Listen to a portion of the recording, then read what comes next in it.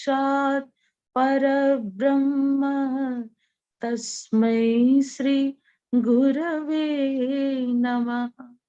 अखण्डमण्डलाकारं व्याप्तं येन चराचरं तत्पदं दर्शितं येन तस्मै श्री गुरवे नमः।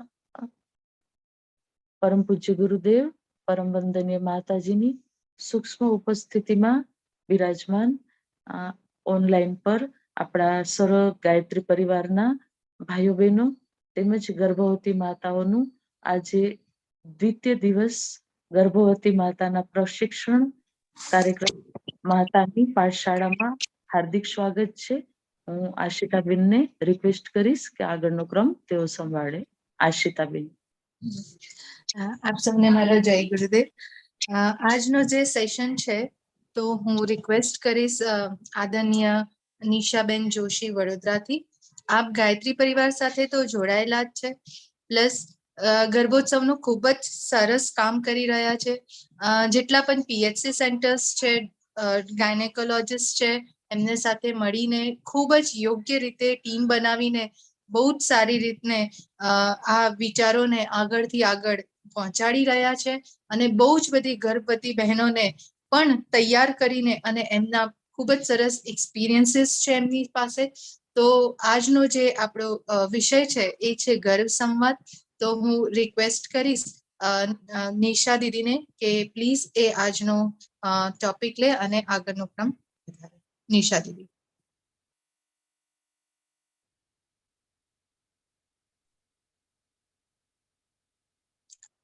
નિશા દીદી અનમ્યુટ કરો, મેં આપને અનમ્યુટ કર્યું છે પ્લીઝ।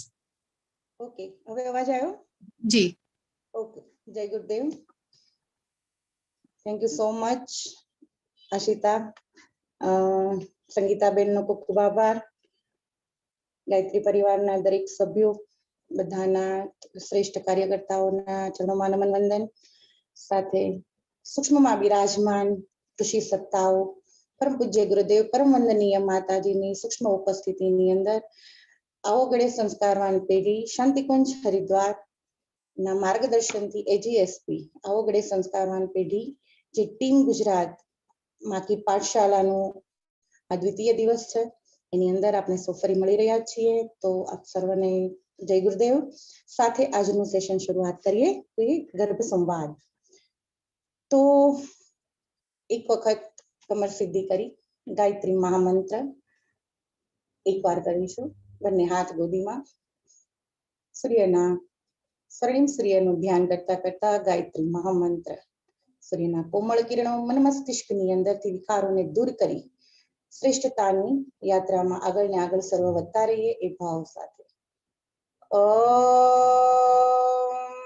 ભૂર્ભુવઃ સ્વાહા તત્સવિતુર્વરેણ્યં ભર્ગો દેવસ્ય ધીમહિ ધિયો યો નઃ પ્રચોદયાત। જય ગુરુદેવ। માકી પાઠશાળા, તો ગર્ભ સંસ્કાર શબ્દ એવું સાંભળીએ ને એટલે બધાને એ વિચાર આવે કે ગર્ભ સંસ્કાર શું હશે।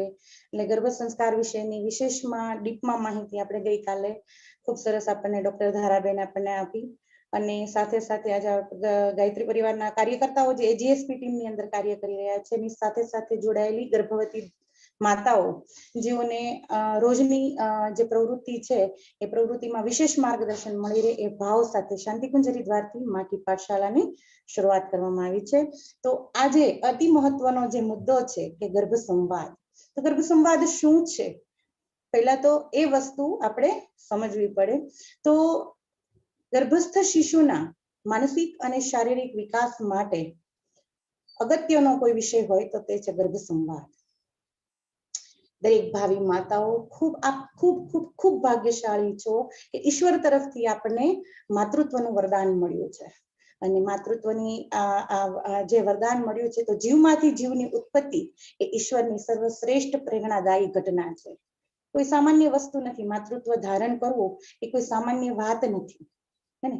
એક સ્ત્રી જ્યારે દીકરી હોય, દીકરીમાંથી દીકરી, બેન, અનેકો સંબંધો હોય, પણ જ્યારે એ શ્રેષ્ઠતા તરફ એ આગળ ક્યારે વધે, પૂર્ણ નારી ક્યારે બને, તો કે એ માતૃત્વ ધારણ કરે ત્યારે એ સ્ત્રી સંપૂર્ણ બને છે. તો જીવમાંથી જીવની ઉત્પત્તિ કરવી એ બહુ શ્રેષ્ઠ કાર્ય છે. તો આ શ્રેષ્ઠ ગાથા, પવિત્રતાની જે શ્રેષ્ઠ ગાથા છે એમાં આપ સૌ આગળ વધી રહ્યા છો, એટલે આપને ખૂબ ખૂબ ખૂબ ખૂબ શુભકામના. અને ગર્ભાવસ્થામાં ખૂબ મહત્વપૂર્ણ ધ્યાન રાખવા જેવી બાબત હોય, અને એના ઉપર બાળકને તમારે કેવું બનાવવું છે, તમારી ઈચ્છા મુજબનું બીબાઢાળ કરવું હોય તો એના માટે અતિ મહત્વનો મુદ્દો જે છે એ છે ગર્ભ સંવાદ. તો ગર્ભ સંવાદ એટલે માતા દ્વારા ગર્ભસ્થ શિશુ સાથે થતો પ્રેમાલાપ એટલે ગર્ભ સંવાદ.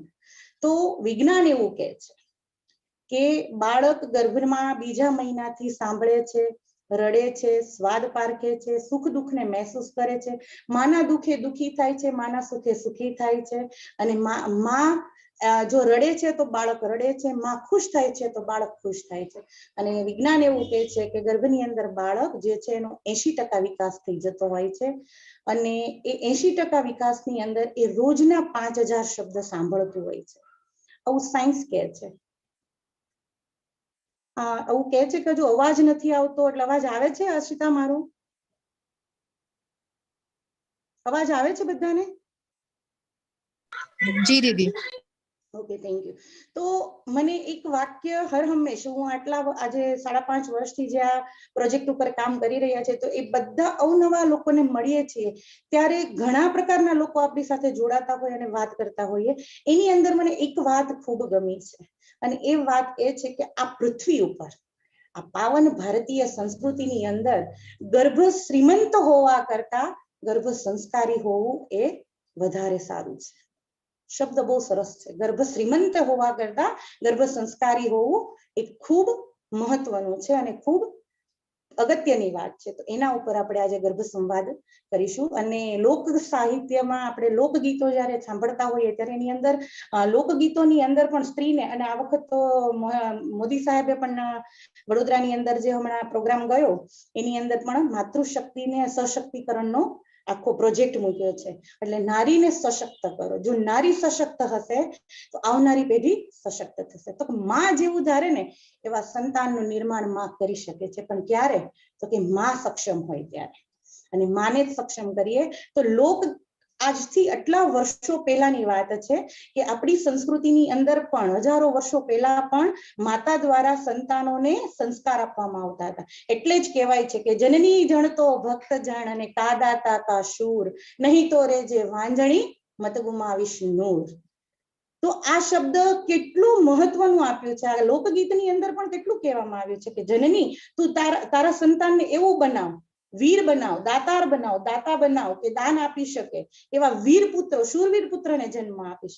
કાયર સંતાનને જન્મ આપીને તારા નૂરને બેનૂર ન કરીશ. તો આ લોકગીતો કદાચ એટલા માટે જ ગવાતા હશે કે સ્ત્રીને એટલી સક્ષમ કરી શકે. તો સ્વાભાવિકપણે આપણને પહેલું જ પ્રશ્ન આવે કે ગર્ભ સંવાદ એટલે શું? તો ગર્ભ સંવાદ એટલે માતા દ્વારા ગર્ભસ્થ શિશુ સાથે થતો પ્રેમાલાપ, પ્રેમ ભર્યો પ્રેમાલાપ. ઉદાહરણ તરીકે જોઈએ આપણે કે આપણા ઘરે કોઈ મહેમાન આવ્યું હોય અને મહેમાન આવીને બેસે, આપણે એની સાથે, અત્યારે તો જો કે મોબાઈલ એવા છે ને કે આપણે કોઈ ગેસ્ટ આવ્યું હોય તો આપણે એને આવો કહી દઈને મોબાઈલ મૂકતા પણ નથી. બહુ આ સારી પણ વસ્તુ છે ને ખરાબ પણ વસ્તુ છે, હે ને? તો જ્યારે મહેમાન આવ્યા હોય આપણા ઘરે અને આપણે એની સાથે એને કોઈ માન સન્માન ન આપીએ, એની સાથે વાતચીત ન કરીએ, એનું આમ સતત ને સતત એને આપણે એવું મહેસૂસ કરાવીએ કે આવ્યા છે આપણને ગમતું નથી, કે એવું એના મનમાં એ મહેમાનને પણ એવું લાગે કે મારું અપમાન થઈ રહ્યું છે. એવું જ મહેસૂસ કરે છે ગર્ભની અંદર સંતાન, જો આપણે એની સાથે વાર્તાલાપ ન કરીએ. અને વાર્તાલાપ કરવાથી બાળકને તમારે જેવું ઢાળવું હોય ને એવું તમે બનાવી શકો છો. કે મારે શારીરિક રીતે મારું બાળક કેવું જોઈએ છે, માનસિક રીતે મારું બાળક મારે કેવું જોઈએ. તો એના માટે શું કરવું? તો કે સતત બાળક સાથે વાત કરવી. એનો શારીરિક, માનસિક, ભાવનાત્મક, આધ્યાત્મિક અને સામાજિક વિકાસ જે છે એ સતત માં એની સાથે વાત કરે ને તો જ થાય. તો એટલે જ હજારો વર્ષો પહેલા આપણે જાણીએ છીએ કે સમગ્ર રાક્ષસ કુળની અંદર જો એક માતા જાગૃત બની એને વિચાર આવ્યો કે મારે આ જે આખું સમગ્ર રાક્ષસ કુળ છે એની અંદર મારે એક શ્રેષ્ઠ સંતાનને જન્મ આપવો છે, તો એ જાગૃત બની ત્યારે પ્રહલાદનો જન્મ થયો. અને જો એ જાગૃત ન થયો હોત તો હિરણ્યકશિપુ કરતા પણ ખતરનાક રાક્ષસને એને જન્મ આપ્યો હોત. એટલે એક માં જાગૃત થઈ છે. માં ભુવનેશ્વરી દેવીને વિચાર આવ્યો કે મારે આ હિન્દુ સંસ્કૃતિ માટે શ્રેષ્ઠ સંતાન જોઈએ છે, એટલે સ્વામી વિવેકાનંદનો જન્મ થયો. આમનામ શ્રેષ્ઠ સંતાનો જન્મ નથી લેતી. મોગલોના ત્રાસથી અતિ ત્રસ્ત આખી હિન્દુ સંસ્કૃતિ તો એક જ માં એવો વિચાર કરે કે હે માં ભવાની મને એવું સંતાન દે કે આ રાષ્ટ્રને હિન્દુત્વનું વરદાન આપે. અને ત્યારે ને ત્યારે શિવાજીનો જન્મ થાય. આમનામ આવી શ્રેષ્ઠ સંતાનો જન્મ નથી લેતી. તો એના માટે માતાએ જાગૃત બનવું. માં ધારે એવું બાળક બની શકે છે. ગર્ભ સંસ્કારની અંદર રોલ તો બધાનો છે. માતાની સાથે સાથે પિતાનો છે, પરિવારના દરેક સભ્યોનો છે, આજુબાજુના પડોશીઓનો પણ સહયોગ હોય છે. મહત્વનો રોલ છે, પણ અતિ મહત્વનો રોલ કોઈનો હોય તો એ માનો છે. માં ગર્ભમાં બાળક આવે ત્યારથી લઈને માં જ્યાં સુધી હોય ને ત્યાં સુધી બાળક માટે એની કામના કેવી હોય? સારી જ. એ કેવું ઈચ્છતી હોય? મારું બાળક શ્રેષ્ઠ. અને બાળકને પણ એની માં સર્વશ્રેષ્ઠ હોય છે. એના માટે કદાચ એની માને સારું ગાતા પણ ના આવડે ને તો બી એના બાળક માટે પોતાની માં, દરેક સંતાન માટે પોતાની માં કેવી હોય છે? તો કે સર્વશ્રેષ્ઠ ગાયિકા હોય છે. એની માને કદાચ સારું રાંધતા પણ ના આવડતું હોય ને તો પણ સંતાન માટે તેની માતા સર્વશ્રેષ્ઠ કુક છે. બરાબર? તો એ બાળકને આવી રીતે એની સાથે લાગણી ક્યારે આવી થાય? તો કે જ્યારે માં એની સાથે આવો પ્રેમથી વાર્તાલાપ કરતી હોય અને ગર્ભની અંદરથી જ બાળકને આવું શિક્ષણ આપતી હોય ત્યારે અને ત્યારે જ બાળક જે છે એ એવી પ્રકારનું બને છે. નહીતર તો અત્યારે આપણે જોઈ રહ્યા છીએ સમાજની અંદર કે અનેક પ્રકાર જેને કહેવાય ને કે વૃદ્ધાશ્રમો, જ્યાં ને ત્યાં વૃદ્ધાશ્રમો થવા જાય છે. વૃદ્ધાશ્રમો થવાનું કારણ શું છે? તો કે અત્યારે સમાજની અંદર સામૂહિક કુટુંબો વિચ્છેદ થયા છે. એનું કારણ છે કે રાષ્ટ્ર તૂટી રહ્યું છે. રાષ્ટ્ર તૂટવાનું કારણ જ કુટુંબ, જે કુટુંબો સંયુક્ત કુટુંબ હતા ને એ હવે વિચ્છેદ થઈ ગયા છે. હું અને મારું સંતાન, બસ બીજું કશું જ નહીં. બરાબર? તો એના માટે શું કરવું જોઈએ? તો કે જ્યારે ગર્ભાવસ્થા હોય ને, અમે તો વારંવાર કહેતા હોઈએ છીએ કે જ્યારે ગર્ભાવસ્થા હોય ને ત્યારે વડીલોનું સાનિધ્ય રાખવું. કારણ કે ઘરની અંદર વડીલો હોય ને તો આ સતત ને સતત એના બાળકની અંદર સારા ગુણો આવતા રહે છે. અને આવી રીતે જ ગર્ભની અંદર બાળકનો 80% વિકાસ થતો હોય તો બાળકને આપણે સારા વિચારો, સારો સંવાદ રોજનું ઓછામાં ઓછી 3 કલાક માતાએ ગર્ભસ્થ શિશુ સાથે સંવાદ કરવાનો હોય છે. તો 3 કલાક તરત પ્રશ્ન એવો થાય કે 3 કલાક શું આપણે બેસી શકીએ? 3 કલાક શું બેસીને જ એની સાથે વાર્તાલાપ કરવાનો? ના. 3 કલાક એટલે સામાન્ય તમે આખા દિવસની 3 કલાક બાળક સાથે વાતચીત કરો, કારણ કે એનો માનસિક વિકાસ એ રીતનો જ થતો હોય. પણ સતત તમે જ્યારે સવારથી ઉઠો રાત્રે સુવો ત્યાં સુધી આપણા બધા જ કામની અંદર આપણે આપણા સંતાનને લઈ લેવાનું છે, એની સાથે વાત કરવાની છે. બાળક ગર્ભમાં છે એ રીતે નહીં, પણ બાળક મારી ગોદીમાં છે, મારી સામે છે, એ પ્રકારે તમે વાત કરી તો ઉત્તમ ઉદાહરણ છે અમારી પાસે. અત્યારે આપણે સમય મર્યાદા છે એટલે એવા વિડીયોઝ ને બધું ન બતાવી શકીએ, પણ અમારે એક બેન હતા, આજે તેની બાળકી 3 વર્ષની થઈ ગઈ છે અને પોતે પ્રાથમિક શાળામાં પ્રિન્સિપલ હતા. સ્વાભાવિક છે કે ગવર્મેન્ટ આ રીતની જોબ હોય એટલે જવાબદારીઓ પણ વધારે હોય ને. તો એને પહેલી જ વખત મારી પાસે આવ્યા સંસ્કાર માટે ને કહ્યું કે મારે તો મારા બાળકીનો જન્મ થશે એટલે ગવર્મેન્ટ તરફથી અમને રજાઓ તો મળે, પણ મારી પોસ્ટ એ રીતની છે કે મારે જવું જ પડશે. મને તો મારે કરવું શું? અને ત્યારે તો આટલું બધું વિકસિત થયું જ નહોતું. અત્યારે બહુ સરસ રીતે સાયન્સની સાથે મળીને આટલું બધું વિકસિત થઈ રહ્યું છે ગર્ભ સંસ્કારનું કે અત્યારે તો પ્રોફેશનલ લોકો બી એટલા થઈ ગયા છે આની અંદર. તો ત્યારે મેં એને કહ્યું કે સતત એને તમે તમારી વાતચીત દ્વારા બાળકને તૈયાર કરો કે ભાઈ તું આવી જઈશ પછી મારે શાળાએ જવું પડશે, આટલી કલાક હું તારી સાથે નહીં હોઉં, એ કલાકોના જે સમય છે ત્યારે પરિવારના સભ્યો સાથે રહેવું પડશે. કોની સાથે રહેવાનું છે? તો એની સાથે વાર્તાલાપ કરાવો. એમ કે દાદી સાથે રહેવાનું છે તો દાદી સાથે વાર્તાલાપ કરાવો, મમ્મી પાસે, તમારા મમ્મી પાસે તો નાની માં સાથે કરાવો. તો આ રીતનો સતત વાર્તાલાપ મને એને જ્યારે બાળકી આવી ગયા પછીનું તરત જોબ ચાલુ કરીને મને એક જ અઠવાડિયાની અંદર એને ફોન કર્યો કે નિશાબેન એની ઇફેક્ટ જોરદાર છે, કે હું મહિના દિવસ 2-3 મહિનાની બાળકીને મૂકીને હું જોબ પર જઈ શકું છું. અને અત્યારે તો 3-3.5 વર્ષની થઈ ગઈ, બહુ સરસ રીતે એ રહે છે. કારણ કે બાળકને ગર્ભમાંથી એને આ સૂચનાઓ આપી હતી કે ભાઈ મારે શાળાએ જવું પડશે, તારે એમની સાથે રહેવાનું છે, ત્યાં એની એ જે ખવડાવે ખાવાનું છે, રહેવાનું છે, શાંતિથી સૂઈ જવાનું છે, કોઈને હેરાન નથી કરવાના. એટલે બાળકી એ જ રીતની માનસિક રીતે તૈયાર થઈ. તો આપણે બાળકને એ રીતે તૈયાર કરવાનું છે, હે ને. આપણે એવું નથી બનાવી દેવાનું કે એ સૂયો જ રહે, પડ્યું જ રહે, એવું નથી બનાવવાનું. બાળકને બનાવવાનું છે શ્રેષ્ઠ, પણ કેવી રીતે બનાવવાનું છે કે ભાઈ તોફાની હોય પણ કાનુડા જેવું નટખટપણું હોવું જોઈએ. તોફાની એટલે તોફાની ન હોવું જોઈએ, હે ને. તો નટખટપણું બાળકનું ગમે પણ તોફાન કરે એવું ન ગમે.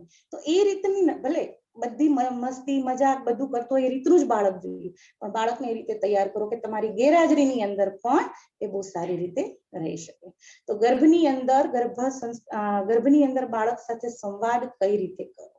તો જે સૂચનો ગર્ભાવસ્થામાં બાળકને જે વિચારો આપવામાં આવે છે એની પ્રબળ અસર બાળકમાં એના મસ્તિષ્ક પર પડે છે, અને એની એ પ્રકારના જ ગુણો અને ક્ષમતા ધરાવતું બાળક જન્મ લે છે. તો એનું આપણે ઉદાહરણ જોઈએ કે કુંભાર જે છે એ ભીની માટી હોય ને, ભીની માટીને ગોંદી અને ચાકડા પર ચડાવે, ચાકડા ઉપર ચડાવી અને એ ધારે તેવો આકાર આપી શકે છે, હે ને. જેવું બનાવો, માટલું બનાવવું છે, કુંડું બનાવવું છે, કુલડી બનાવી છે, ક્યારે બનાવી શકીએ તો કે એ માટી ભીની હોય ને ત્યારે. પણ જો એ માટી સુકાઈ ગઈ તો એને ધારીએ એવો આકાર આપી શકીશું ખરા? નહીં. એટલા માટે જ જે ગર્ભની અંદર બાળક છે ભીની માટી સમાન છે, અને માટીને તમે ધારો તેવો આકાર લાવી શકો છો. કોરી સ્લેટ છે, એમાં તમે પાડશો એ રીતે પડશે, અને બહાર આવ્યા પછી શું થશે? ફક્ત રંગરોગા. આપણે કેમ મકાન લઈએ તો પાયામાંથી બનાવવું હોય તો આપણે ફેરફાર કરાવી શકીએ છીએ, પણ આખી બિલ્ડિંગ તૈયાર થઈ ગઈ હોય અને પછી ફ્લેટ આપણે લેવો હોય તો શું કરવાનું? પછી ખાલી આપણે ઉપર જે ગમે એવો કલર રંગ કરાવવાનો અને ગમે એવું ફર્નિચર કરાવવાનું. બાકી જે છે 4 દિવાલ એ તો એવી ને એવી જ રહેવાની છે, એમાં કોઈ ફેરફાર કરી જ ન શકીએ. જમીનમાંથી ઊભું કરીએ તો પાયાથી આપણે આપણી રીતે એમાં ફેરફાર કરી શકીએ. તો સેમ એ જ રીતે બાળકને જેવું ઘડવું હોય એવું ગર્ભની અંદરથી ઘડી શકીએ, બહાર આવ્યા પછી કરી શકતા નથી. 9 મહિના બાળક જે છે એ માતાની સાથે અચેતન મનથી જોડાયેલું હોય, અને એનું અચેતન મન એટલું જાગૃત હોય કે માં જે રીતના કે એ જ રીતના એ બનતું જાય છે. જાગૃત અવસ્થા એની એટલી બધી હોય છે, અને એની શ્રવણ શક્તિ ખૂબ જ પ્રબળ હોય છે. તો ગર્ભમાં બાળકને ઈચ્છો તેવા ગુણો એને આપણે આપી શકીએ છીએ, અને બહાર આવ્યા પછી કંઈ જ થતું નથી. તો ગર્ભ સંવાદ કેટલા પ્રકારે થાય? તો ગર્ભ સંવાદ 8 પ્રકારે આપણે કરી શકીએ. તો 8 પ્રકારના ગર્ભ સંવાદ 3 કલાકમાં, ઓછામાં ઓછી 3 કલાક છે. બાકી સવારથી રાત સુધી તો આપણી પાસે 8 થી 9 કલાક છે, હે ને. તો આપણા કામની સાથે આપણે બાળકને લેવાનું છે. તો સૌથી પહેલા તો સ્વાધ્યાય, સ્વનું અધ્યયન. પરિવારના દરેક સભ્યો, સૌથી પહેલો સંવાદનો પ્રકાર છે સ્વાધ્યાય. તો પરિવારના દરેક સભ્યો સારું સાહિત્ય લઈ સાથે બેસી અને બાળકને પણ સાથે રાખી, બેટા જો અમે લોકો સ્વાધ્યાય કરી રહ્યા છીએ અને આપણું ઉત્તમ પુસ્તક છે અને એની અંદર આટલું સરસ આપેલું છે, જે પણ પુસ્તક આપણું ગમતું હોય એ રીતનું આપણે લઈ શકીએ અને સ્વાધ્યાય દ્વારા બાળક સાથે સંવાદ કરી શકીએ. બીજું છે વાર્તા અને કહાની. આપણી પાસે તો કેટલી બધી વીર પુરુષોની કહાની છે, એના દ્વારા આપણે બાળક સાથે સંવાદ કરી શકીએ છીએ. એટલે ઘણી વખત તો બેનો એવું કહેતી હોય કે બેન તમે જ્યારે હોય ત્યારે વીર પુરુષો, મહાન પુરુષો, આવી રીતના શિવાજી, રાણા પ્રતાપ ને એવું જ તમે કહો તો અમારે શું બાળકોને, અમારા સંતાનોને બોર્ડર ઉપર મોકલી દેવાના છે લડવા માટે? હે? તો એવું નથી કે આપણે સૈનિક જ બનાવવા માટે આવા બધા ઉત્તમ શ્રેષ્ઠ ઉદાહરણો આપી અને એ જ પ્રકારના સંતાનોનું ઘડતર કરીએ. સમાજની અંદર અનેકો દૂષણો છે, તો એની સામે સત્યની સાથે રહી અને સત્યને કારણે, ધર્મને કારણે લડી શકે, આપણી સંસ્કૃતિને માટે લડી શકે એવું સંતાન બનાવવા માટે વીર પુરુષોની કહાની જ આપણે સંભળાવવી પડે. બરોબર. અને સંવાદમાં આપણે હર હંમેશ કહેતા હોય કે બેટા બેટા બેટા, એટલે બેનો પ્રશ્ન કરે. બેના આપણે તો બેટા જ કહીએ છીએ. ના, ગર્ભની અંદર દીકરો છે કે દીકરી છે મહત્વની વસ્તુ નથી, પણ આપણું સંતાન છે ને એને આપણે દીકરી હોય કે દીકરો હોય બેટા કહી શકીએ. બરોબર ને. એટલે સંવાદમાં આપણે આ જ રીતની વાત કરવાની. ઘણી વાર શું થાય છે કે લોકો એવી રીતની વાત કરે છે કે જો દીકરા આમ, જો દીકરા આમ. જ્યારે અંદર ગર્ભની અંદર દીકરી હોય ને ત્યારે એને તકલીફ થાય છે કે મારી માં તો દીકરાની કામના કરી રહી છે. એટલે આપણે એવી ભાવનાથી ક્યારેય વાત નહીં કરવાની. ફક્ત ને ફક્ત ઈશ્વરના અંશ રૂપે આપણું પોતાનું સંતાન આવી રહ્યું છે એ જ ભાવે આપણે સંવાદ કરવાનો હોય છે. એટલે વાર્તા અને કહાની દ્વારા વીર પુરુષો, ભારતીય સંસ્કૃતિના જે વીર પુરુષો છે એની યશગાથાની જે કહાની છે એ કહાની દ્વારા સંવાદ કરવાનો. પછી આવે છે સંગીત. સારું મજાનું સંગીત સાંભળવું કામ કરતા કરતા, ઘરનું કામ કરતા કરતા. જો હા, ઘણી વખત શું થાય ને, મારાથી કામ નથી થતું, હું કામ નથી કરી શકતી, મને બેડ રેસ્ટ કયો છે ડોક્ટરે, મારા પરિવારના સભ્યો બી અમને કામ કરવાની ના પાડે છે કે તું આરામ કર. ગર્ભવતી છીએ, બીમાર નથી, હે ને. કામ તો બધા જ કરવાના. ને કેવી રીતે કરવાના? તો કે સારું સંગીત સાંભળતા સાંભળતા ઘરનું કાર્ય કરીએ તો અનેરો આનંદ મળે છે. અમે તો મારી તો આદત જ છે કે સારું સંગીત સાંભળતા સાંભળતા જ હું ઘરનું કામ કરતી હોઉં. એટલે કામ થાય ને એનો થાક નથી લાગતો, કારણ કે આપણું મગજ ક્યાં હોય છે? કામને થાકમાં નથી હોતો. હું આ કામ કરીશ તો હું થાકી જઈશ, મારું શરીર થાકી જશે, મારું મન થાકી જશે. પણ મન ક્યાં છે? મારા વિચારો ક્યાં છે? તો કે મ્યુઝિક સાંભળવામાં છે. એટલે મારું મન તો હંમેશા ફ્રેશ જ રહેવાનું છે, એટલે હું થાકતી નથી. બરાબર. ત્રીજું છે ધ્યાન દ્વારા. તો ચોથો ક્રમ આવે ધ્યાન. તો ધ્યાનની અંદર અલગ અલગ અલગ પ્રકારના ધ્યાન હોય છે. જેમ કે 5 તત્વોનું ધ્યાન હોય છે, સૂર્યનું ધ્યાન હોય છે, નદીઓનું ધ્યાન હોય છે, પર્વતોનું ધ્યાન હોય છે. બધા ધ્યાનમાં અનેકો વિષય આપણે લઈ શકીએ છીએ અને એના ગુણ છે એની ચર્ચા આપણે બાળક સાથે કરી શકીએ છીએ. બરાબર. 5મો ક્રમ છે પારિવારિક વાતચીત. તો ઘરના દરેક સભ્યો ગર્ભસ્થ શિશુ સાથે વાત કરે, સંવાદ કરે. કે ઘરના મમ્મી પપ્પા છે, કાકા કાકી છે, દાદા દાદી છે, ફોઈ ફુવા છે, મામા મામી, નાના નાની, એ બધાની ગુણ, જે બધાના ગુણો છે એ ગુણોની ચર્ચા કરી અને બાળક સાથે સંવાદ કરી શકીએ છીએ. 6થો ક્રમ જે છે ધાર્મિક પ્રેરણાદાયી સિરિયલ. હવે સૌથી પહેલા તો એ પ્રશ્ન થાય કે મોબાઈલ, તો તમે એવું કહો છો કે મોબાઈલ થી બહુ દૂર રહેવું, મોબાઈલ ની બહુ નજીક ન રહેવું. તો સંગીત સાંભળવું તો પણ મોબાઈલ નો ઉપયોગ કરવો પડે, સિરિયલો જોવી કે કંઈ સાંભળવું હોય, વાર્તાઓ સાંભળવી હોય તો બી મોબાઈલ નો ઉપયોગ કરવો પડે છે. તો દૂર રાખી શકીએ. અને ધાર્મિક સિરિયલો ઘણી બધી આવતી હોય, ટીવી ના માધ્યમથી જોવી. બને એટલો મોબાઈલને થોડો દૂર રાખવો.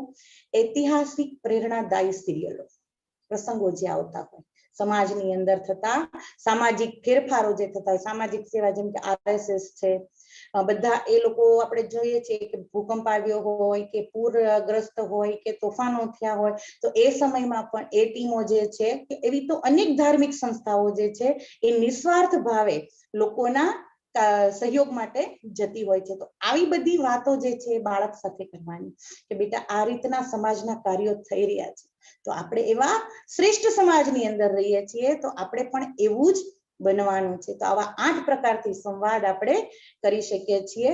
ને બાળક સાથે આ સંવાદો કરવાથી, એટલે કે સૌથી પહેલા તો કે એક વખત 8 વખત આવા અલગ અલગ પ્રકારના સંવાદ 3 કલાકમાં થઈ જાય. તો મેં કહ્યું ને, સવારે ઉઠતાની સાથે જ બાળક સાથે વાત કરો કે બેટા સવાર થઈ છે, આપણે ઉઠી રહ્યા છીએ, ઈશ્વરનો આભાર માનીએ કે આપણને એક નવી સવાર, નવો જન્મ મળ્યો છે.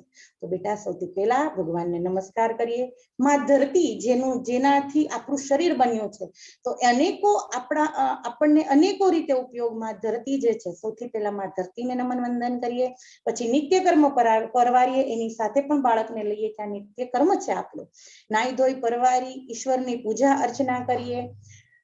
રસોઈનું કાર્ય થતું હોય તો પણ બાળકને કહીએ કે બેટા ઘરે આપણે સરસ મજાની રસોઈ બનાવીએ છીએ, રસોઈમાં બધાને આ ભાવે છે, આમ કરીએ છીએ. આવી રીતની અનેક ઘરના દરેક વ્યક્તિઓની ભાવતી જે વસ્તુઓ છે એની વિશેની પણ ચર્ચા આપણે બાળક સાથે કરતા રહીએ કે બેટા સરસ મજાની સુગંધ આવી રહી છે, કેટલું પૌષ્ટિક રસોઈ બનાવી છે આપણે, તો ભગવાનને ભોગ લગાવીને આપણે જમીશું, બલિ વિશે યજ્ઞ કરીશું, જેથી કરીને અનાજની અંદર જે વિષ વિકાર છે એ દૂર થઈ જાય અને આપણા બંને માટે એ પૌષ્ટિક બની જાય. એ ભાવ સાથે આપણે સંવાદ કરતા જઈએ અને બનાવતા જઈએ. કારણ કે આપણે અત્યારનો સમય કેવો છે, મોબાઈલ પેલા છે ને, પેલા લેન્ડલાઈન ફોન હતા ને બહુ સારું હતું, કારણ કે ફોન આવે ને તો બધું પડતું મૂકીને તમારે જ્યાં ફોન હોય ને ત્યાં જ જવું પડે, અને હવે જ્યાં આપણે હોય ને ત્યાં ફોન આવે છે.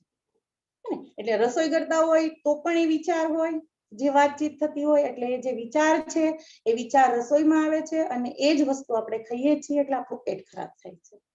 બરાબર ને, મને ખરાબ થાય ને પેટ પણ ખરાબ થાય. એટલે ખાસ ગર્ભવતી માતાઓને વિનંતી કે રસોઈ કરતા કરતા કોઈ સારા સ્તોત્ર સાંભળો, કા મંત્ર સાંભળો, પોતે બોલતા જાવ, યા તો મોબાઈલ કે ટીવીમાં રાખી અને તમે એ પ્રમાણે રસોઈ બનાવો. રસોઈ બનાવ્યા પછી બલિ વિશે યજ્ઞ કરી 5 આહુતિ આપી અને પછી ભગવાનને ભોગ લગાવીને પછી જ ભોજન કરવું, જેથી કરીને એ વિકારો દૂર થઈ અને પૌષ્ટિક બની જાય. તો આવા સતત ને સતત સંવાદ. બેટા હવે થોડી વાર આપણે રેસ્ટ કરીશું, કામ કરીને થોડું થાક લાગ્યો છે.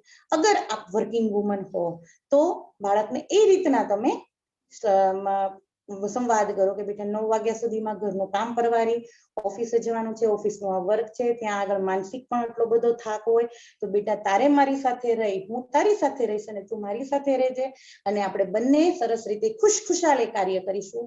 ચિંતાઓ ઘણી છે, કાર્ય પણ ઘણું છે, પણ આપણે ખુશ થઈને કામ કરીશું તો બાળક પણ આપણને થાકવા નહીં દે.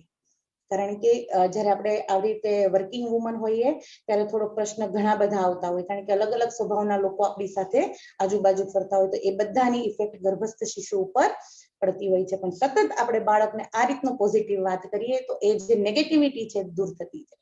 સાયન્સ એવું કહે છે ને કે 17 મિનિટ કોઈ વિચાર તમારા મન મસ્તિષ્કની અંદર હોય તો 18મી મિનિટે તમારી આજુબાજુનું વાતાવરણ બનાવે છે અને ધીરે ધીરે તમારું શરીર એ વિચારોને આધીન થતું જાય છે. એટલે જેટલો પોઝિટિવ સંવાદ, પોઝિટિવ વાત આપણે કરીએ એટલું જ બાળક ઉપર એની ઇફેક્ટ આવતી હોય. સમય મર્યાદા છે એટલે આપણે આ રીતનું ટૂંકાણમાં કહીએ છીએ. વિશેષમાં આપણે જ્યારે સેશન હશે ત્યારે એક સેશન ગર્ભ સંવાદના આવતા જ જશે. તો આજે આપણે બહુ ટૂંકમાં 5 મિનિટ માટે પણ ગર્ભ સંવાદ કરીએ કે ગર્ભ સંવાદ જે 3 કલાક કીધું છે કે 3 કલાક ઓછામાં ઓછો ગર્ભ સંવાદ થવો જોઈએ, તો એ પ્રોપર ગર્ભ સંવાદ કેવી રીતે થવો જોઈએ? તો સવારમાં જ્યારે તમે ઉઠો ત્યારે 5 થી 7 મિનિટનો સમય લઈ ત્યારે પણ કરી શકો. જ્યારે બહુ માનસિક રીતે થાક લાગ્યો હોય, ફિઝિકલી થાક લાગ્યો હોય, ત્યારે પણ તમે શાંતિથી બેસી જાઓ, મન મસ્તિષ્ક શરીરને રિલેક્સ કરી દો એકદમ, અને રિલેક્સ થઈ અને એકદમ શાંતિથી બેસી ન શકાય તો સૂઈ જાઓ અને એ 5 થી 7 મિનિટ બાળક સાથે તમે એ રીતની વાત કરી લો. તો એ સંવાદ કઈ રીતનો હોવો જોઈએ એ થોડું આપણે અત્યારે પ્રેક્ટિકલ કરીને જોઈ લઈએ. સમય મર્યાદા છે. આશી, તમારી પાસે કેટલો સમય છે?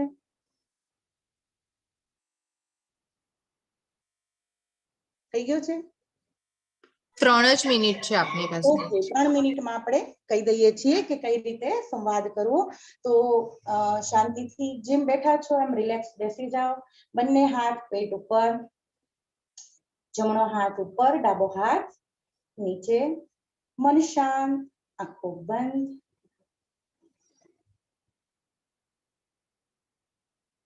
મોઢા ઉપર સરસ મજાની સ્માઈલ. ખુશ, હું ખુશ, મારું બાળક ખુશ. એકવાર ઓમકાર.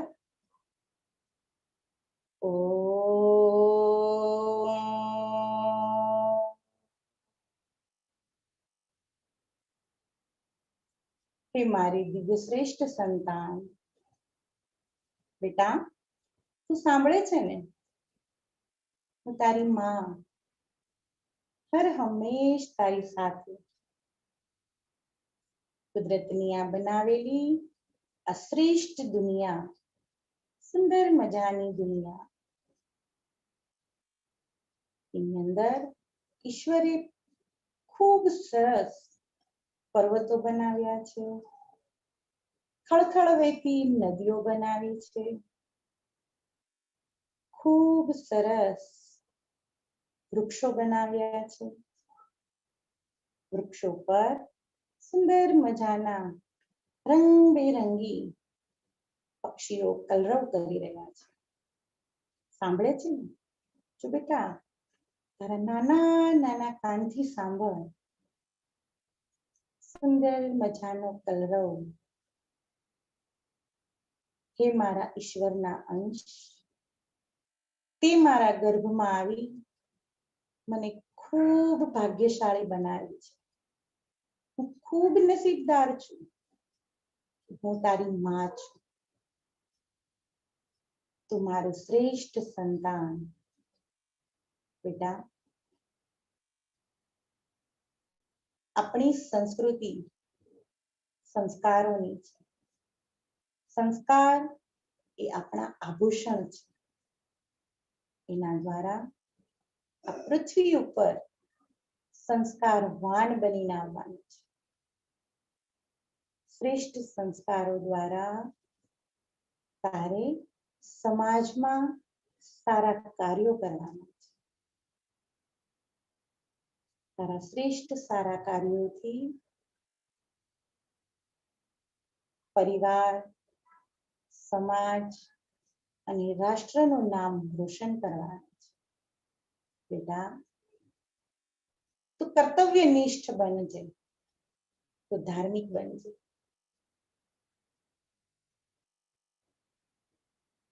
તું નટખટ કૃષ્ણ જેવું બનજે. હા, ધીર ગંભીર રામ જેવું બનજે. સ્વામી વિવેકાનંદ જેવું સંકલ્પ શક્તિવાન બનજે. વીર શિવાજી અને રાણા પ્રતાપ જેવું પરાક્રમી બનજે. બેટા, તું ખૂબ શ્રેષ્ઠ છે. હું તારી માં હર હંમેશ તારી સાથે તારા શ્રેષ્ઠ કાર્યોમાં તને પૂરા સહયોગથી સાથ આપીશ. હે મારી દિવ્ય આત્મા, હે મારા અંશ, તારું કલ્યાણ હો, તારું કલ્યાણ હો, તારું કલ્યાણ હો. બંને હાથ આપસમાં રબ કરી ગર્ભસ્થ શિશુના મસ્તક પર ફેરવો. ફરી રબ કરી આંખો પર, મોં પર. ઓમ. આ ડેમો હતો. આ પ્રકારનો ખાલી આપણે જઈ શકીએ છીએ. સમય મર્યાદા છે એટલે થોડો સમય વધારે, 1 મિનિટ વધારે થઈ ગઈ છે, તો એ બદલ હું માફી માંગુ છું. ધન્યવાદ આશિતા. ખૂબ ખૂબ ધન્યવાદ દીદી આપનો. આપને ખૂબ સરસ અમને બતાડ્યું ઘર સંવાદ એકચ્યુઅલીમાં શું છે અને કેવી રીતના કરવામાં આવશે, એનું ઇમ્પેક્ટ શું છે, એના શું બેનિફિટ્સ છે, પ્લસ તમે લાઈવ ડેમો પણ કરીને બતાડ્યું. તો આઈ હોપ કે અહીંયા જેટલા જોડાયેલ લોકો છે અને એમના થ્રુ જેટલા એમના ધ્યાનમાં જેટલી પ્રેગ્નેન્ટ લેડીઝ છે, સો ડેફિનેટલી એ લોકોને બહુ જ હેલ્પફુલ થશે. સો ખૂબ ખૂબ આભાર આપનો. હવે હું રિક્વેસ્ટ કરીશ ડોક્ટર મેહુલ નાયકને. આપ શ્રી MS સ્ત્રી રોગ નિષ્ણાંત છે, જે આપને બીજે મેડિકલ કોલેજ અમદાવાદથી સ્ટડી કર્યું છે. MBBS આપે બરોડા મેડિકલ કોલેજથી કર્યું છે. BANS IFMAS laparoscopic surgeon Delhi and brains expert છે. આપ શ્રી ગાયત્રી પરિવાર સાથે જોડાયેલ છે, પ્લસ ગર્ભોત્સવ એક્સપર્ટ છે. આપે ખૂબ સરસ સેશન્સ લીધેલા છે પાસ્ટમાં પણ, અને એટ પ્રેઝન્ટ આપ કૃષ્ણ હોસ્પિટલ થરાદ બનાસકાંઠામાં સેવા આપી રહ્યા છો.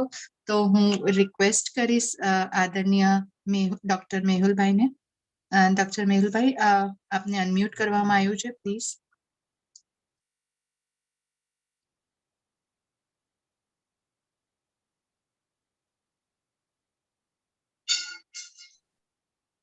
નિશા દીદીનો પણ ખૂબ ખૂબ આભાર. ખૂબ સરસ લીધું છે સેશન. હવે સમયની મર્યાદાને કારણે હું જલ્દીથી આપણું આહાર ઉપરનું સેશન સ્ટાર્ટ કરું છું. સેશન શેર કરું છું. સ્ક્રીન શેર થઈ છે મારી? જી દેખાય છે. ઓકે, સ્ટાર્ટ કરીએ છીએ. હવે આહારનું તો ઘણું જ મહત્વ છે અને આપણે વર્ષોથી જાણતા આવ્યા છીએ કે આધુનિક વિજ્ઞાનની અંદર તો એવું કહે છે કે આપણે બધા જાણીએ છીએ કે ખોરાક સારો લો એટલે બાળક મજબૂત થાય, પણ માત્ર એવું નથી કે ખાલી શારીરિક રીતના જ બાળકને મજબૂત બનાવવાનું છે. આહારની મદદથી માત્ર શારીરિક જ નહીં, જેમ ગઈકાલે વાત કરી હતી ધારાબેને કે WHO પણ કીધું છે કે માત્ર શારીરિક નહીં, શારીરિક, માનસિક, સામાજિક અને આધ્યાત્મિક દ્રષ્ટિથી પણ સ્વસ્થતા રહેશે ને તો એ જ બાળકને શારીરિક બધી રીતના સ્વસ્થ બાળક કહી શકાય. તો એક વાર્તાથી તમને સમજાવો કે માત્ર શારીરિક જ નહીં પણ કેવી રીતના બાળકના વિકાસ માટે આહાર બહુ જ મહત્વનો છે. એક વખત અકબર અને બિરબલની, તો અકબરે બિરબલને કીધું, એક બકરો આપ્યો અને એને કીધું કે આ બકરાને રોજ શાહી ગમણામાંથી એકદમ પૌષ્ટિક ઘાસચારો ખવડાવવામાં આવશે અને આ જે ઘાસચારો આપણે ખવડાવશું એ દરમિયાન મારા સિપાહીઓ એનું ધ્યાન રાખશે અને તારે એ ધ્યાન રાખવાનું છે 1 મહિના પછી બકરાનું વજન વધવું ના જોઈએ. જો બકરાનું વજન વધશે તો તને સખત જેલની સજા થશે. એટલે બિરબલ વિચારમાં આવી ગયો, એવું તો બને જ નહીં. હવે જો સારી રીતના સારો પૌષ્ટિક ખોરાક ખવડાવશો તો બકરાનું વજન તો વધવાનું જ છે. બિરબલના સાથેના બીજા બધા જે હતા એ લોકો ખુશ થઈ ગયા, જે બિરબલની ઈર્ષ્યા કરતા હતા એ લોકોને એમ થયું કે આજ તો બિરબલની વાટ લાગી. એટલામાં એક જણાને વિચાર આવ્યો, એટલે એણે એમ કીધું કે મહારાજ, બની શકે કે બિરબલ બકરાને બીમાર પાડી દેતો. એટલે રાજાએ કીધું કે સારું, એક પશુ ચિકિત્સકને પણ રાખીએ, એક પશુઓના ડોક્ટરને પણ જોડે રાખીએ કે જેથી કરીને એ બકરાનું ધ્યાન આપે કે માદો ના પડે. બીજા દિવસથી નિત્યક્રમ ચાલુ થઈ ગયો અને શાહી ગમણમાંથી સારો એવો ઘાસચારો આવવા માંડ્યો. ડોક્ટર આવીને તપાસે અને એને પૌષ્ટિક આયરન કેલ્શિયમની દવાઓ ગણો કે ઇમ્યુનિટી વધે એમ રોગ પ્રતિકારક શક્તિ વધે એ દવાઓ આવવા મળે. 5-6 દિવસ પછી બકરાનું વજન વધવા માંડ્યું. તરત જ વિચાર આવ્યો બિરબલને કે આ શું થઈ રહ્યું છે, કે આવી રીતના તો કોઈ શક્ય છે જ નહીં, આમાં તો મારા જેલમાં જવું પડશે. એટલે તરત એને એક યુક્તિ સૂજી અને એ યુક્તિ પ્રમાણે કામ કરવાની શરૂઆત કરી. મહિનો પૂર્ણ થાય છે અને ભર્યા રાજ દરબારની વચ્ચે એ બકરાને લાવે છે ને એનું વજન કરવામાં આવે છે. જ્યારે એનું વજન કરવામાં આવે છે ને ત્યારે બધાની વચ્ચે એક અચાનક એવું લાગે છે કે આ બકરાનું વજન કેમ ઘટી ગયું. બધા ચોંકી જાય છે કે આવું શક્ય જ નથી ને, આટલું સરસ ખોરાક આપવામાં આવે તો કેમ બકરાનું વજન ઘટ્યું. એટલે લોકોને શંકા ગઈ, એટલે રાજાને કહે છે કે તમે આનું કારણ માંગો, કેમ આવું થઈ શકે.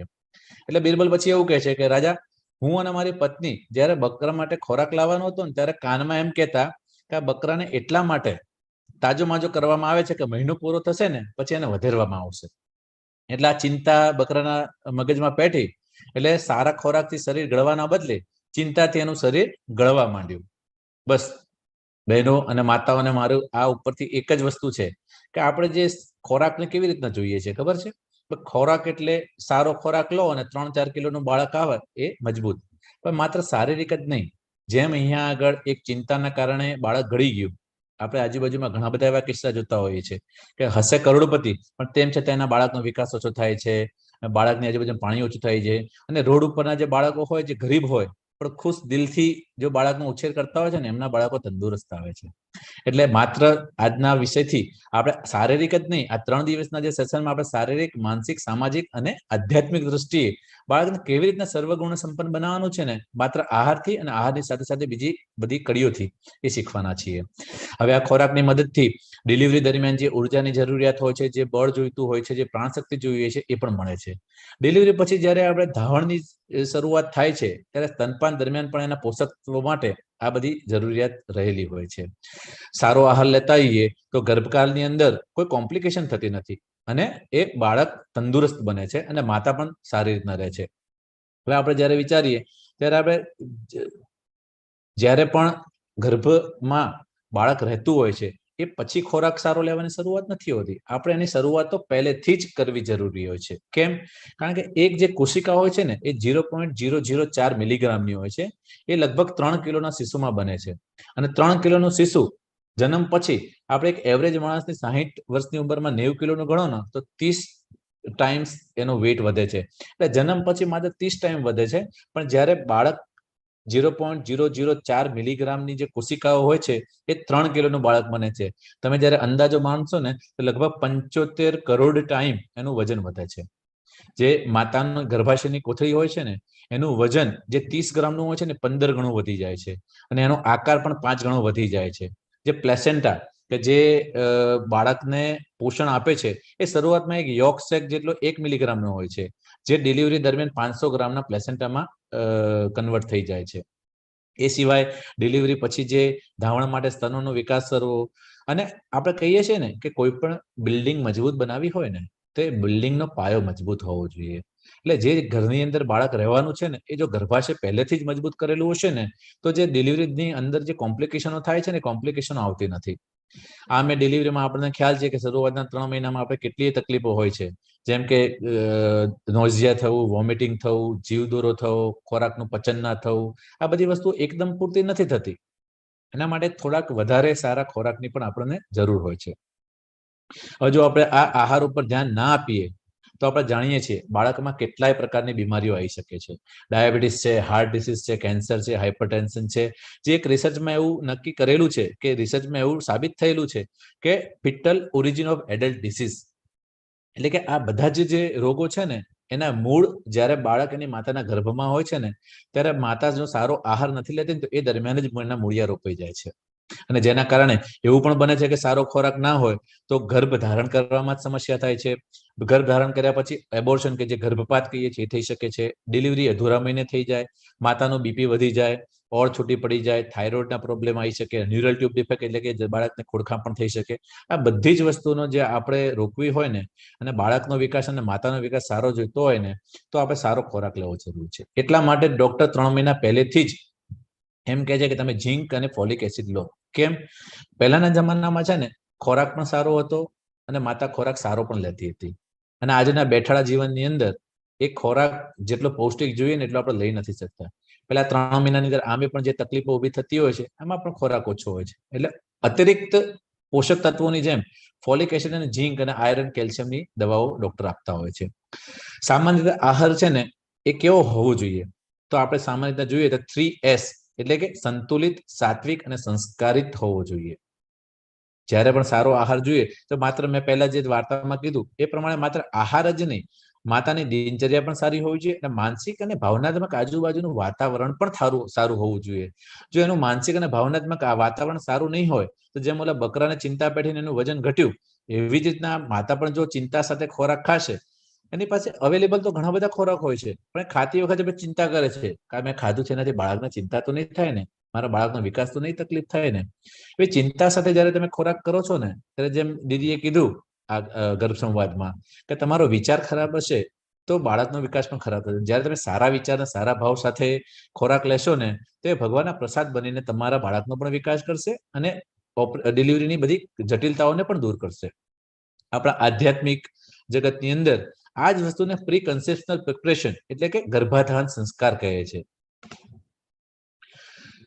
કોઈ પણ બાળક અને માતા એના સારા સુંદર સ્વાસ્થ્ય માટે 4 વસ્તુ આહાર, વિહાર, આચાર અને વિચાર એ માતાનો ખૂબ જ જરૂરી છે. આહાર એટલે કે ડાયટ, જેના ઉપર આજે આપણે વાત કરીએ છીએ. વિહાર એટલે લાઈફસ્ટાઈલ, માતાની લાઈફસ્ટાઈલ પણ એનો ઘણો જ આધાર રાખે છે. એવી જ રીતના આચાર એટલે કે બિહેવિયર ને ઇમોશન, માતાના ઇમોશન ને માતાના વિચાર એ જ આચાર એ જ બાળકનો ઇમોશન ને બાળકનો બિહેવિયર બને છે. વિચાર એટલે થોટ, તમે જેવા વિચાર કરો છો એવા જ વિચારમાં જે કીધું ને કે આખા દિવસમાં જેવા વિચાર કરો 17મી મિનિટે આજુબાજુની પરિસ્થિતિઓ તૈયાર થઈ જાય છે અને એવા વિચારો પ્રમાણેનું વાતાવરણ તૈયાર કરવાની શરૂઆત કરે છે.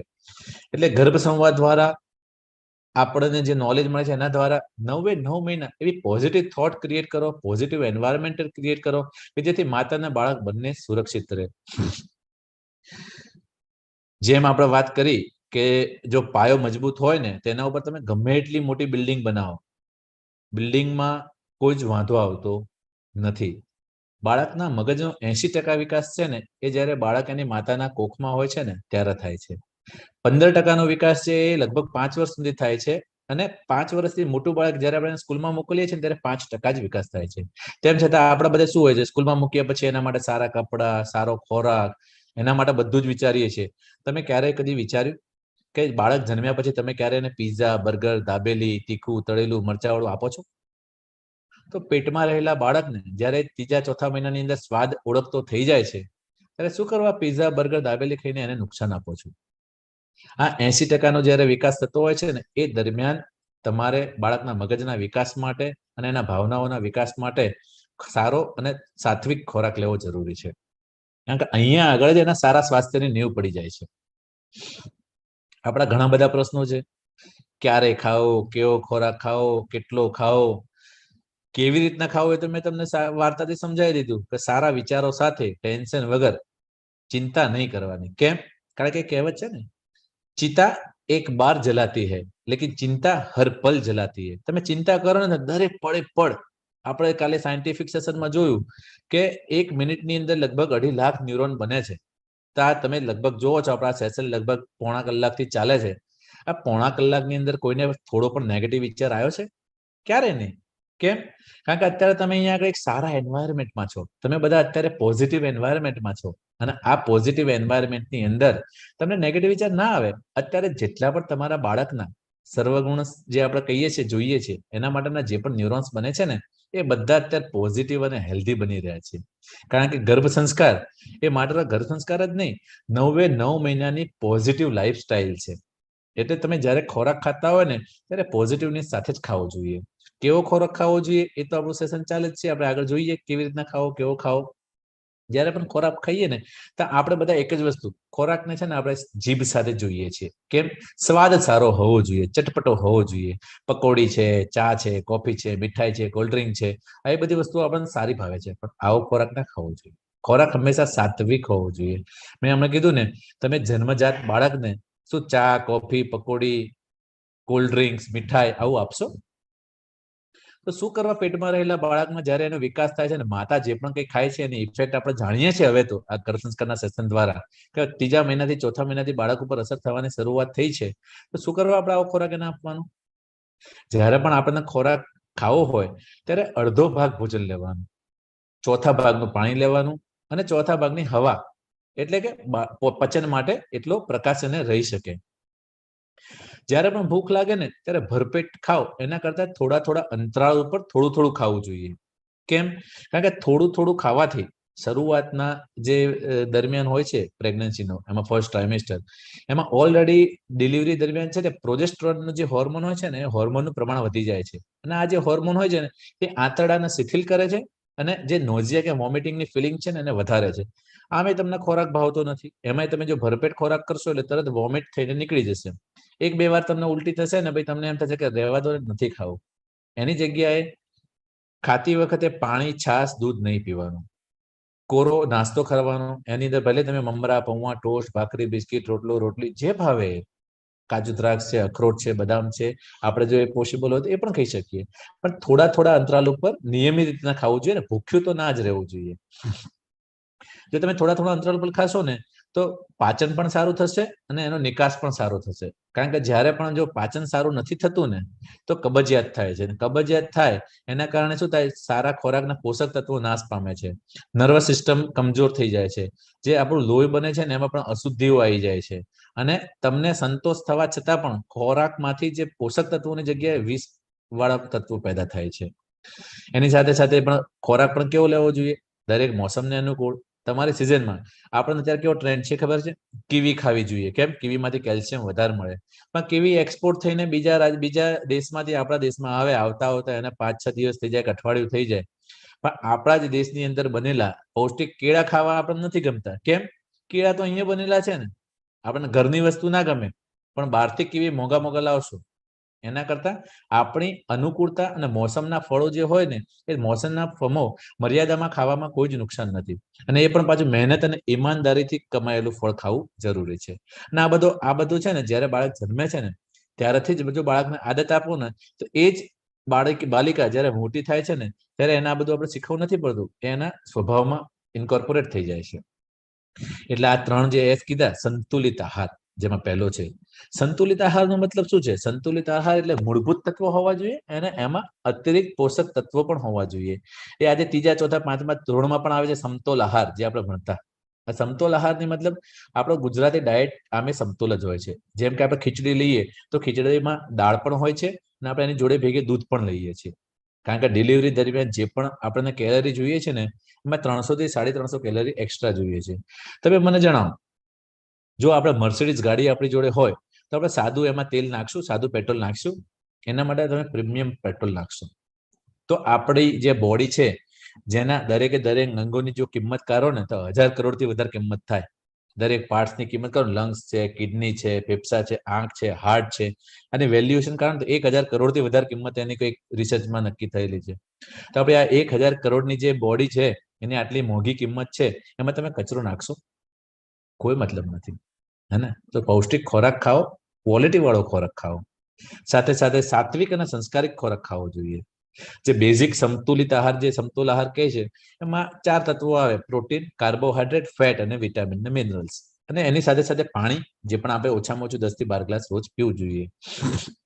હવે જે પ્રોટીન છે ને, પ્રોટીનનો મતલબ શું છે? પ્રોટીન જ્યારે પણ આપણે ખોરાક લઈએ છીએ ને, પ્રોટીન એટલે અમાઇનો એસિડ હોય છે. આપણે જે પણ પ્રકારની જે દાળો હોય છે ને, એ ચણા છે કે મગ છે, એ બધી દાળની અંદર પ્રોટીન વધારે હોય છે. સોયાબીન છે, એનો ઉપયોગ શું થાય? ત્વચા એટલે કે ચામડી આપણી કોમળ બને, રક્ત સારું બને, માંસપેશીઓ સારી બને, હાડકાની કોશિકાઓનો વિકાસ થાય. સાથે સાથે આ જ બધી વસ્તુ બાળકમાં પણ અસર કરે છે. બાળકની પણ અંદર જે ડેવલપમેન્ટ થતું હોય છે ને, આ બધી જ વસ્તુઓ સારી અને તંદુરસ્ત બને છે. શામાંથી પ્રોટીન મળે? તો દૂધ, દહીં અને બધા જ પ્રકારની દાળોમાંથી આપણને પ્રોટીન મળે છે. તમે મિક્સ આટો પણ વાપરી શકો. જો આપણે દાળ બધી ના લઈ શકો તો મિક્સ આટો બનાવવાની એક સિમ્પલ રેસીપી છે. 10 કિલો બનાવો તો કેવી રીતના હોય? 7 કિલો તમે ઘઉં લો, 1 કિલો ચણા, 1 કિલો સોયાબીનને તમે સૂકવીને એમાંથી એનો લોટ બનાવી શકો ને, 1 કિલો જવ, આ બધું ભેગું કરી અને તમે 10 કિલો પ્રોટીન પાવડર, એમાંથી તમારે સફિશિયન્ટ જેટલી બાળકના માટે વિકાસ માટે જરૂરી પ્રોટીન છે ને એટલામાંથી આપણને મળી રહે છે. કાર્બોહાઈડ્રેટ, આપણો ડાયટ છે ને એ કાર્બોહાઈડ્રેટથી ભરપૂર છે. તમે જે પણ કંઈ ખાતા હશો ને એની અંદર કાર્બોહાઈડ્રેટ તો હશે જ. જે બેઝિક સોર્સ જોવા જાઓ તો ચોખા છે અને બટાકા છે. એમાં પણ ખાસ કરીને પોલિશ કર્યા વગરના ચોખા અને છાલ સાથેના બટાકા, જેમાંથી કાર્બોહાઈડ્રેટ આપણને વધારે મળે છે. ફેટની વાત કરીએ, એ પણ એક ઉર્જાનો સોર્સ છે. એક દિવસની અંદર ઓછામાં ઓછું 5 ચમચી જેટલું ઘી કહીએ કે તેલ કહીએ કે ચરબી વાળો ખોરાક ખાઈ શકાય. એનાથી વધારે ના ખાવો જોઈએ. આજે છે ને, જેવી પ્રેગ્નન્સી રહે ને એટલે સાસુ છે, નણંદ છે, મમ્મી છે, દાદી છે, બધા શું કે, તું ઘી ખા, તું આ ખા, તું ચરબી વાળું ખા, તું તાકાત વાળું ખા. પણ 5 ચમચીથી વધારે ઘી. પહેલાના જમાનાની અંદર તો એવી લાઈફસ્ટાઈલ હતી, ખેતી કરવાની હતી, દોડાદોડી કરવાની હતી, આખા ઘરનું કામકાજ કરવાનું હતું. આગળ મેડમે ના કીધું કે પહેલા તો શું હતું? ફોન આવે એટલે ઊભા થઈ અને ફોન પકડવા જવું. તમારે જયારે ફોન ટીવી ચાલુ કરવું હોય તો આજે તો ટીવીનું રિમોટ દબાવો ને ટીવી ચાલુ થઈ જાય. પહેલાના જમાનામાં ટીવીનું બટન ચાલુ કરવા જવું પડતું. તમે તમારી જે પણ એનર્જી છે ને એને બર્ન્સ કરતા. એનો મતલબ છે કે એનર્જીને યુટિલાઇઝ કરતા. એટલે તમારા એનર્જીના માટે બીજો ખોરાક એવો જરૂરી હતો. પણ આજના જમાનાની અંદર કેવું છે? આજના જમાનાની અંદર બેઠાડું જીવન છે. એટલે વધારે પડતો ચરબી વાળો ખોરાક પણ ના ખાઈ શકાય. એમાં પણ જે ડાલડા ઘી હોય છે એ થોડું હાનિકારક છે. ના જમવા વાળું અને સેચ્યુરેટેડ, અનસેચ્યુરેટેડ, રિફાઇન્ડ, કેમિકલ વગરનું ઘી ખાઈ શકાય. ટ્રાન્સફેટી એસિડ એટલે કે શું છે? જે આપણે બજારમાં જોતા હોઈએ છીએ કે જે ગોટા અને દાળવડા ને એવું બનાવતો, એક ના એક તેલમાં સવારથી એ ઉકાળે રાખે અને એ ગોટા અને બટાકા વાળા હોય કે દાળવાળા આપણને બહુ ટેસ્ટી લાગે. પછી આપણે એમ કહીએ, તમે દાળ ખાવાની કીધી એટલે મેં દાળવડા ખાધા. પણ એ જે તેલ હોય છે ને, ઉકળીને એટલું હાનિકારક થઈ ગયું હોય છે કે તમારા અને બાળકના સ્વાસ્થ્ય માટે હાનિકારક છે. સારામાં સારું કહું તો દેશી ગાયનું ઘી, જે બધે જ અવેલેબલ છે અને સારામાં સારું છે. સરસવનું તેલ પણ સારું છે, પણ આપણને એટલું સ્વાદમાં થોડું ઓછું પસંદ આવે. એટલે આપણા માટે ગાયનું દેશી ઘી સારું. તમે સૂરજમુખીનું તેલ, સનફ્લાવર, સેફ્લાવરનું તેલ અને મૂંગફળીનું તેલ પણ ખાઈ શકો, સિંગ તેલ પણ ખાઈ શકો. એ પણ સારામાં સારું ઉર્જાનો સોર્સ છે. આની સાથે સાથે તમે ઇમ્યુનિટીની વાત કરીએ તો ઇમ્યુનિટીની વાત એ કેવી રીતના? રોગ પ્રતિકારક શક્તિ આપણે વધારવાની છે. એન્ટીઓક્સિડન્ટ ખોરાક સારો લેવો પડે. એન્ટીઓક્સિડન્ટ ખોરાક માટે શું કરવું પડે? એન્ટીઓક્સિડન્ટ ખોરાક માટે આપણે જે પણ કઠોળ છે ને એને ફણગાળીને ખાઈ શકીએ, અંકુરિત. જ્યારે અંકુરિત કરીએ ને તો અત્યારના બધા જ ખોરાક છે ને કેમિકલ યુક્ત હોય છે. જ્યારે તમે એને અંકુરિત કરો છો ને એમાં કેમિકલની ઇફેક્ટ થોડી ઓછી થઈ જાય છે ને પ્રભાવ ઓછો થઈ જાય છે. પ્લસ આ અંકુરિત અનાજની અંદર એન્ટીઓક્સિડન્ટ પ્રોપર્ટી હોય છે, એની અંદર વિટામિન્સ વધારે હોય છે, એની અંદર મિનરલ્સ પણ વધારે હોય છે. એટલે આવા અંકુરિત ખોરાક ખાવા શરીર માટે બહુ જ હિતકારક છે. દરેક મોસમના જે મેં કીધું એ રંગબેરંગી મોસમના જે ફળો હોય અને જે લીલા પાંદડાવાળા શાકભાજી હોય ને એ તમારે ખાવા જોઈએ. કેવા? ઓરિજિનલ, રિજિયનલ અને સિઝનલ. એટલે તમારા એરિયાની અંદર જે મળતા હોય ને એ તાજા અને પૌષ્ટિક. કેરી છે તો કેરીની સિઝનમાં એક કે બે કેરી, એક બે સ્લાઇસ ખાવ તો ચાલો. તમે શિયાળાની અંદર બહારથી એક્સપોર્ટ કરેલી કેરી ખાઓ એ યોગ્ય ના કહેવાય. તો તમારા અનુભવમાં એની સાથે સાથે ડોક્ટરને તમે જોશો કે તમે એમ કહેશો કે સાહેબ હું તો ખોરાક સારો ખાઉં છું, મારે ગોળીઓ લેવી નથી. કેટલાય દર્દી મારી પાસે આવે, ગોળીઓ લેવાની ચોખ્ખી ના પડે. પણ તમે જુઓ, પેલા 3 મહિનાની અંદર ઓલરેડી જ્યારે દર્દી અમારી પાસે આવે છે ને એને હિમોગ્લોબિન કરાવીએ છીએ ને, હિમોગ્લોબિન 6-7% હોય. હવે 6-7% અંદર એને પ્રેગ્નન્સી રાખી હોય. શરૂઆતના 3 મહિનામાં આપણે જોયું કે ઉલટી થાય, ઉબકા થાય, ખાવાનું ના ભાવે, એવા બધા પ્રશ્નો તો હોય જ છે. પ્રોજેસ્ટેરોન હોર્મોન છે એ પાચન શક્તિ ઘટાડે છે, એટલે તમે થોડું ખાઓ તમારું પેટ ભારે થઈ જાય. આમે તમે ઓછું ખાઓ, ખોરાક ઓછો હોય, લોહી ઓછું હોય અને પછી આપણે અપેક્ષા રાખીએ કે અશક્તિવાળા શરીરની અંદર શક્તિવાળું બાળક જન્મે, એ ક્યાંથી શક્ય છે? એટલા માટે જો લોહ તત્વની કમી થાય તો પાંડુરોગ કે એનેમિયા થાય. કેલ્શિયમની ઉણપ હોય તો હાઇપરટેન્શન થાય, એટલે કે બ્લડ પ્રેશર, એટલે કે જે બીપીની બીમારી વધે. આયોડિન ના લો તો બાળક માનસિક રીતના માદું પાકે. જ્યારે ઝીંકની ઉણપ હોય ત્યારે ગર્ભપાત થવાની શક્યતા રહે, અને જ્યારે વિટામિન એ ની ઉણપ હોય ત્યારે નપુંસકતા, એટલે કે બાળક રાખવામાં તકલીફ થઈ શકે. એટલે આપણા આ બધા કારણોથી જ્યારે પણ ડોક્ટર તમને કોઈ પણ સલાહ આપે ને અને અતિરિક્ત ગોળીઓ આપે ને તો મહેરબાની કરીને લેજો, કારણ કે તમારા અને તમારા બાળકના હિત માટે છે. આ 3 જોવા જાઓ તો ગર્ભાવસ્થાની અંદર જે ખોરાક કે આહાર છે એના મુખ્યત્વે 4 સ્તંભ બનાવી શકાય. જેમ કે પહેલા 3 મહિનાની અંદર બાળકના મગજનો વિકાસ થાય છે, એટલે બ્રેન ન્યુટ્રિયન્સ, એટલે કે મગજના વિકાસ માટેનો ખોરાક લેવો જોઈએ.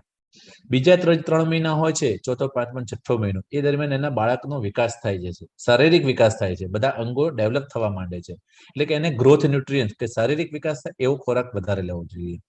છેલ્લા 3 મહિના દરમિયાન ડિલિવરી માટે અને ડિલિવરી પછી જ્યારે ધાવણ બને છે એ ધાવણ સારું આવે, પૌષ્ટિક આવે, એના માટે તમારે સારો પૌષ્ટિક ખોરાક, પાણી અને ફાઈબરયુક્ત અને થાઇમિનયુક્ત ખોરાક લેવો જોઈએ. જે વિટામિન જે કહીએ છીએ વિટામિન બી કોમ્પ્લેક્સ વાળો ખોરાક, જે વિટામિન આરએનએ અને ડીએનએ બાળકના સેલ બનાવે છે, એનર્જી પેદા કરે છે, એટલે એવો ખોરાક લેવો જોઈએ. પાણી વધારે પીવું જોઈએ, ફાઈબરયુક્ત ખોરાક સારો લેવો જોઈએ કે જેથી કરીને કબજિયાતની સમસ્યા ઓછી થાય અને ડિલિવરી દરમિયાન નોર્મલ ડિલિવરીની સંભાવનાઓ વધી જાય. 9 મહિના દરમિયાન ઇમ્યુનિટી અને ડાયજેસ્ટિવ ન્યુટ્રિયન્ટ, એટલે કે ખોરાક પચન થાય એવો અને એન્ટીઓક્સિડન્ટ અને ઇમ્યુનિટી વધે એવો ખોરાક લેવો વધારે સારો. એવી જ રીતના જે પહેલા 3 મગજના વિકાસ માટે શું, તો તમારે એ બધું શીખવાની જરૂર નથી કે શામાંથી ડેકોઝા, હેક્સાઇનોઇક એસિડ કે ડીએચએ મળે, શામાં કોલિન હોય, શામાં આયોડિન હોય, શામાં ફોલિક એસિડ હોય, વિટામિન B12, આ બધું થિયોરિટિકલ છે. આપણે એના કરતા વધારે ધ્યાન શામાં આલવાનું કે તમે આમાંથી કઈ કઈ વસ્તુ ઘરે બનાવી શકો અને કઈ કઈ વસ્તુ ઘરે અવેલેબલ છે. જેમ કે તમે બદામ કે અખરોટ લાવી શકો. ખર્ચો ના કરી શકતા હોય તો તમે મગફળી, એટલે કે સિંગ છે, દૂધ છે, દૂધની વસ્તુ છે, કેળા છે, પાલક છે, છોલે છે, લીલા શાકભાજી છે, આ બધી વસ્તુઓ ઇઝીલી અવેલેબલ છે કે જેનાથી બાળકના મગજનો વિકાસ થઈ શકે. તો 3 મહિના દરમિયાન તમે થોડું થોડું ખાઓ. આદુ એક એવી વસ્તુ છે કે આદુથી જે શરૂઆતના 3 મહિના દરમિયાન તે નોઝિયા, વોમિટિંગ, જીવદુરાની સમસ્યા હોય છે ને, ઉલટી, ઉપકા થવા, ખાવાનું ના ભાવવું, પાછું વળવું, એમાં આદુનું ઘણું સારું કામ હોય છે. લીંબુ શરબત તમે પીતા હોય એમાં થોડું આદુ નાખીને તમે પીવો. સૂકું આદુ મીઠાવાળું કરીને તમે નાની ગાંગડી મોઢામાં મમરાઈ શકો કે જેનાથી તમને નોઝિયેટિંગ ફિલિંગ ના થાય. ફોલિક એસિડ વાળો ખોરાક કે જે બાળકના લોહી અને માતાના લોહીમાં વધારો કરે છે અને એના મગજનો વિકાસ કરે છે. વિટામિન એ જે રોગ પ્રતિકારક શક્તિ આપે છે. એટલે આવા વિકાસવાળા જે ખોરાક જેમાંથી મળતો હોય કે જેનાથી પોષક તત્વો મળતા હોય એવા પહેલા 3 મહિનામાં ખાવા જોઈએ. આપણે વાત કરી કે ટોફુ, જેમાંથી ડોકોઝા, હેક્સાઇનોઇક એસિડ એટલે કે ડીએચએ મળે. આ ટોફુ છે શું? જે બજારમાં મળતું પનીર છે ને, એવી જ રીતના સોયાબીનમાંથી બનતું પનીર કે જેમાં પ્રોટીનનો સારો સોર્સ કહી શકાય એ છે. આ ટોફુ બનાવી કેવી રીતના શકાય? તો 150 ગ્રામ તમે સોયાબીનને પલાળો અને 6-7 કલાક સુધી પલાળ્યા પછી એની છાલ કાઢી, કારણ કે સોયાબીનના છાલ છે ને એ થોડું ગરમ કહી શકાય, એટલે એના છાલ કાઢી નાખવાના. પછી એનો પેસ્ટ બનાવી એને પાણીમાં ઉકાળવાનું, 5-6 મિનિટ સુધી ઉકાળશો.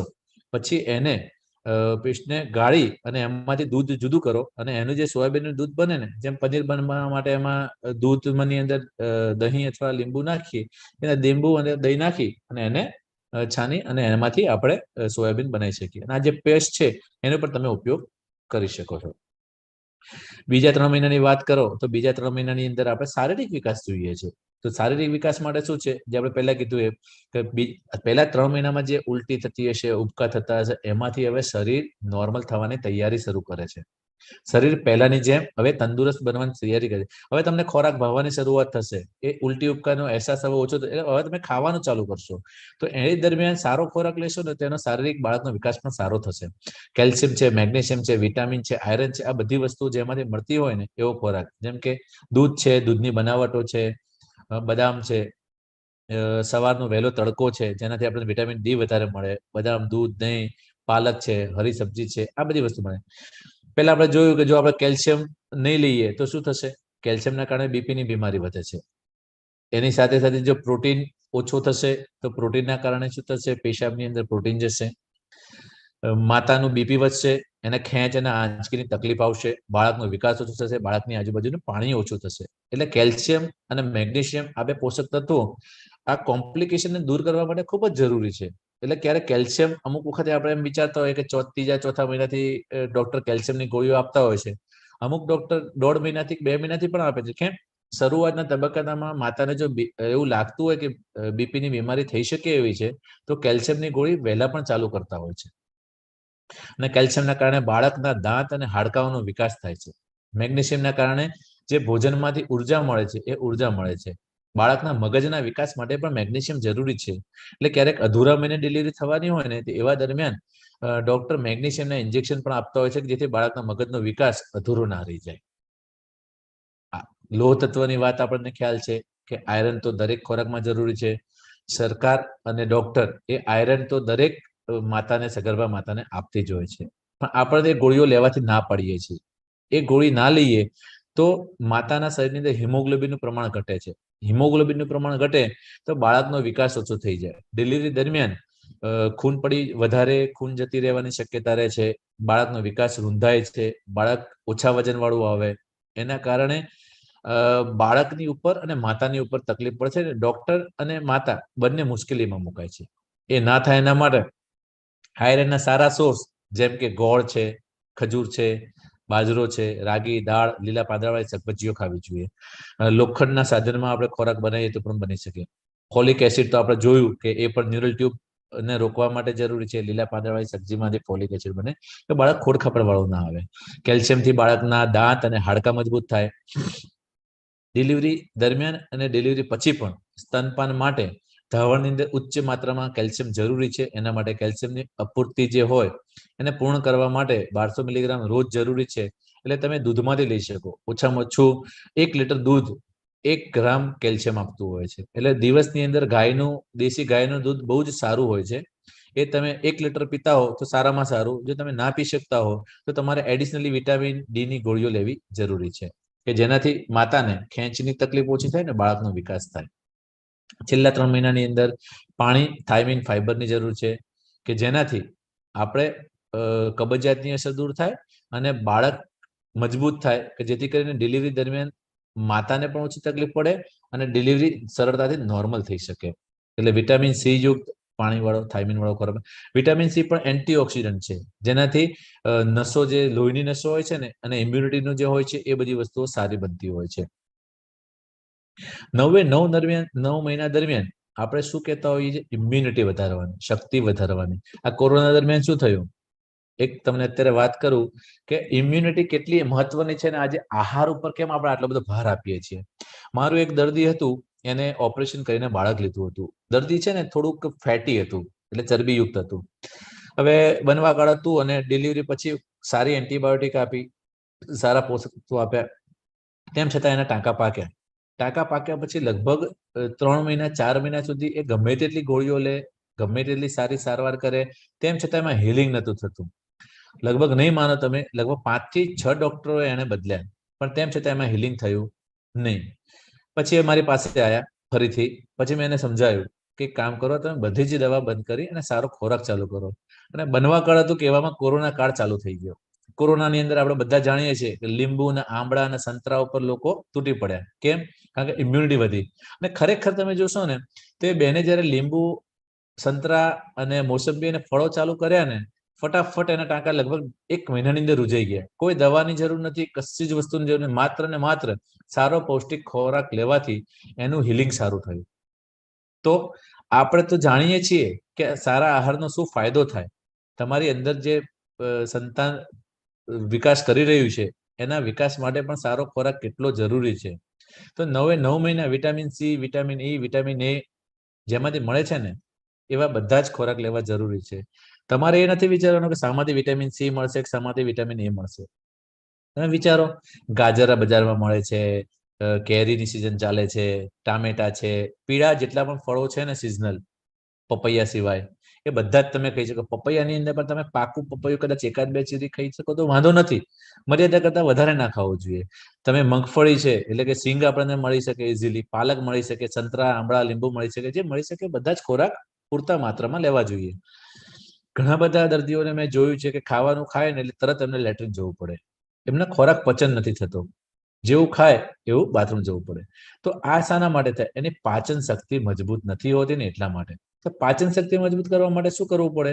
તો પાચન શક્તિ મજબૂત કરવા માટે તમે દહીં લઈ શકો, જવ લઈ શકો, ઘઉં છે, કેળા છે, કે જે પાચન શક્તિ મજબૂત કરે, જેની અંદર ફ્રુક્ટો ઓલિગોસેકેરાઇડ હોય, કે ધીમે ધીમે કહીને એનર્જી પ્રોવાઈડ કરે, એટલે કે ખોરાક ધીમે ધીમે કહીને પચન થાય, એટલે એની અંદર પાચન શક્તિ ધીરે ધીરે મજબૂત થઈ શકે. ખોરાકની વાત કરો એટલે આપણે પાણી તો ભૂલી જ જઈએ, પણ પાણીનું પણ એટલું જ મહત્વ છે, કારણ કે આપણી શરીરનો 70% ભાગ તો પાણીથી જ બનેલો છે. દરેક જે પણ તમે પોષક તત્વો ખોરાકના માધ્યમથી લો છો એના પચન માટે, એની અંદર પોષક તત્વોના ટ્રાન્સપોર્ટેશન માટે અને પોષક તત્વોના એબ્ઝોર્પ્શન માટે પાણી ખૂબ જ અગત્યનું છે. એટલે